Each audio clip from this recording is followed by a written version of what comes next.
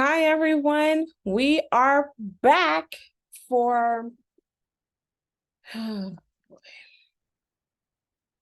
Okay, so the first episode, I don't know. Okay. Salt Lake City, season 4, episode 1. Lisa is considers herself the Sundance Queen. So she's talking about she is in tears over the fact that her son doesn't really want to go to college. Well, when they were doing the applications for college, he's like, look, I'm doing a mission. And there's this whole breakdown. I was like, you lost me.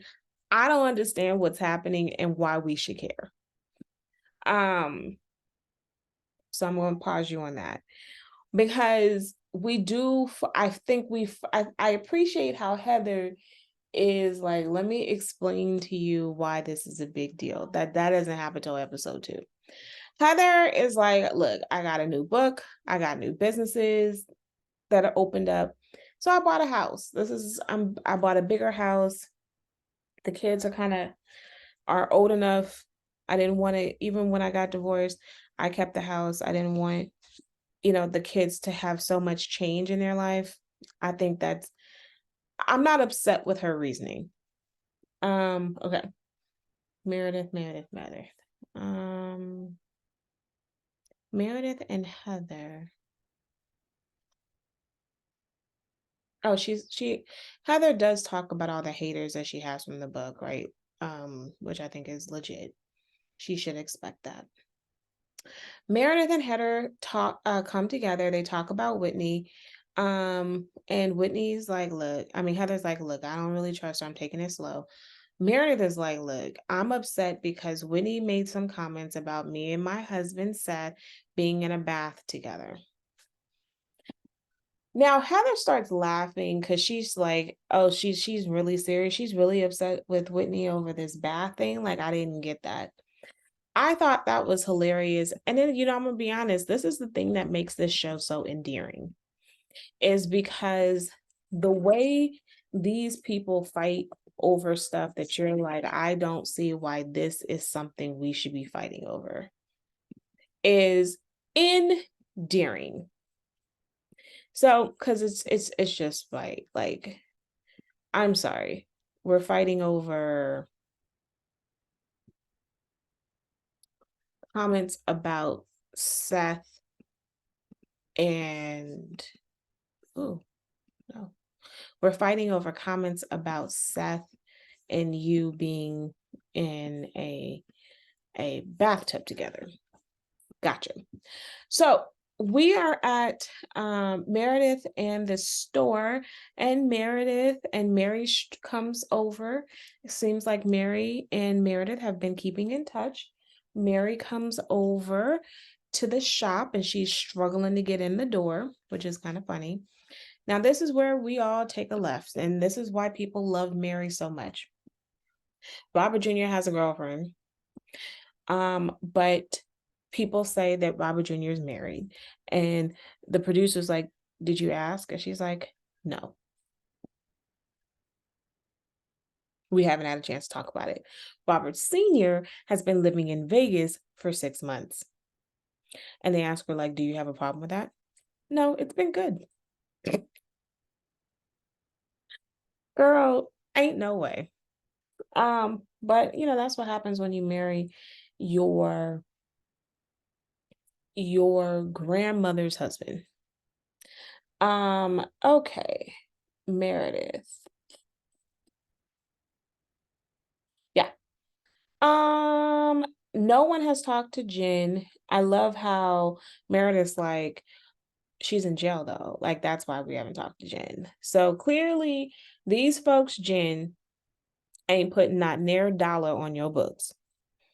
And they all feel betrayed. Now, this is what's so okay. I'm not gonna go there yet.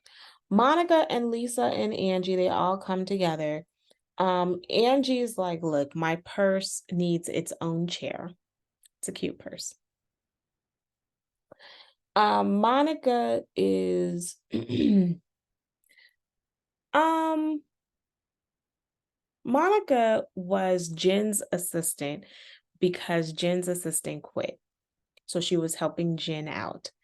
And Monica also came to her while she was the assistant and said, "Do you want to be rich? If you do, we could put these things in your name." She had a Secret Service friend that she talked to. First of all, Secret Service wouldn't have this information. I think that she doesn't know what her friend does, but clearly her friend is employed in the federal agency. Let's put it that way. That sounds a lot better.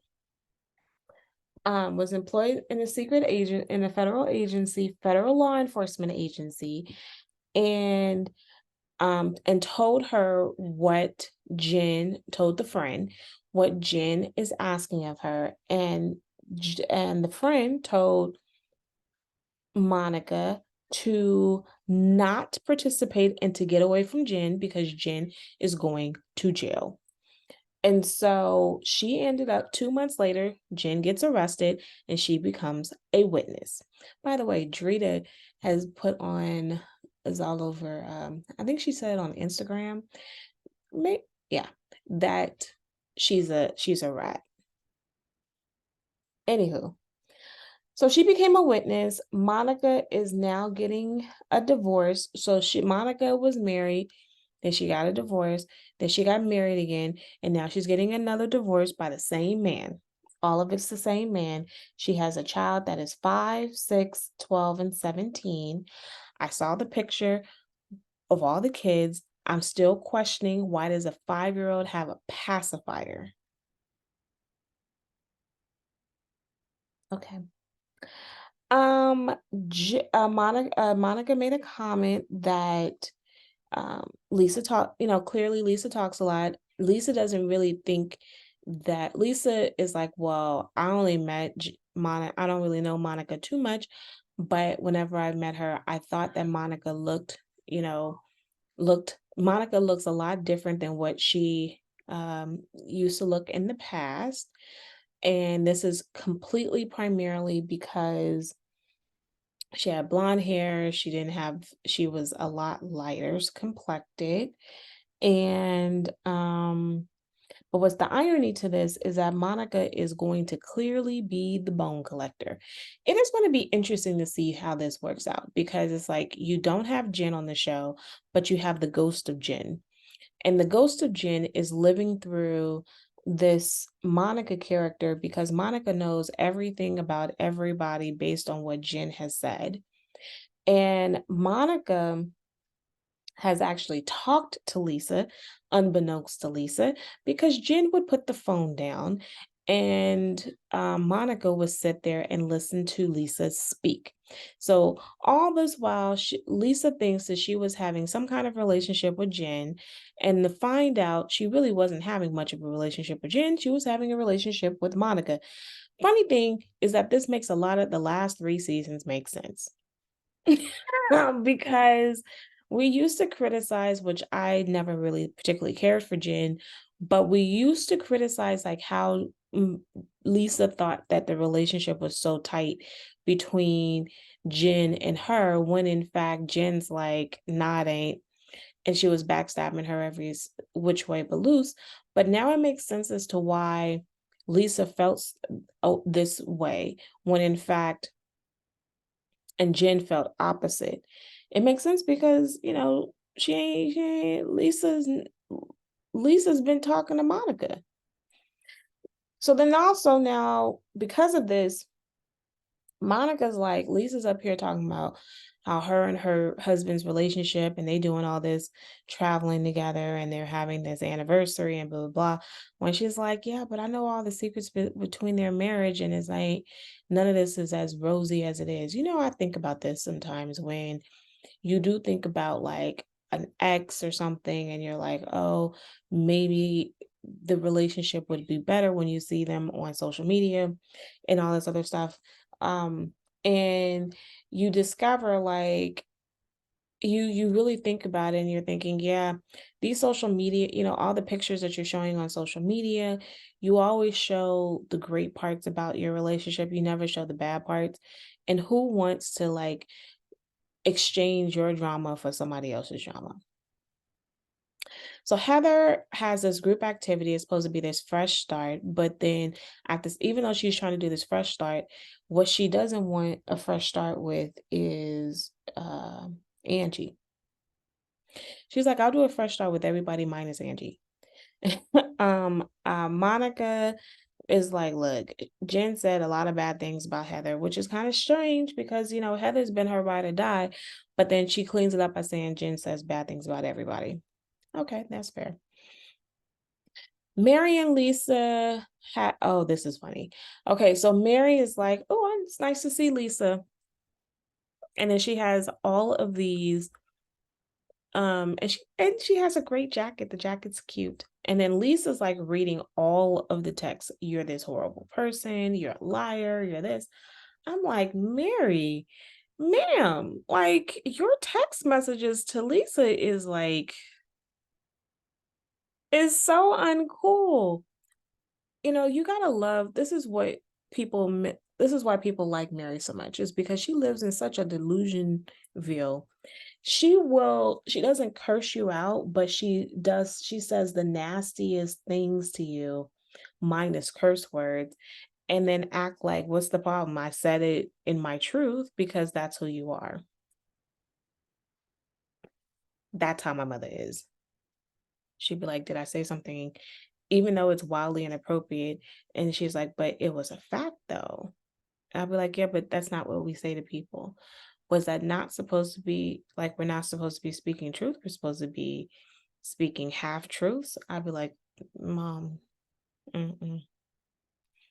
So I think that's kind of funny. So then Mary pulls Heather and she's like, look, so how are you really doing that now that Jen's not here? And she's like, I've been doing good. She's like, no, let's unpack really though, because I mean, you really couldn't function without Jen.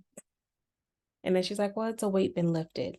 So I think it's interesting because Heather does this whole thing at the event. She's like, look, all of us got dragged to filth last season because we were going to stand behind Jen.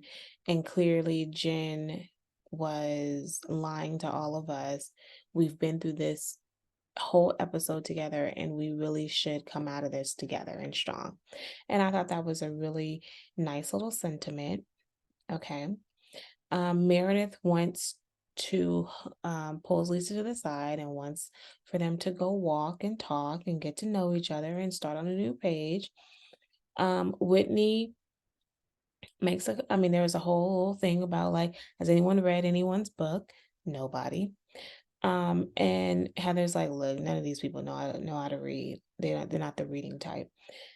My bad. They know how to read, but they're not the reading type. And they were like, Whitney's in the book. And then of course you have Angie's like, well, I want Whitney to sign my book, or is it Lisa? I want Lisa to sign my book.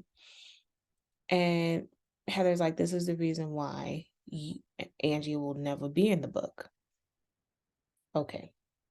They have a snowball fight to get all their anger and aggression out. And Mary's like, yeah, no, I'm going to sit here and watch y'all do it.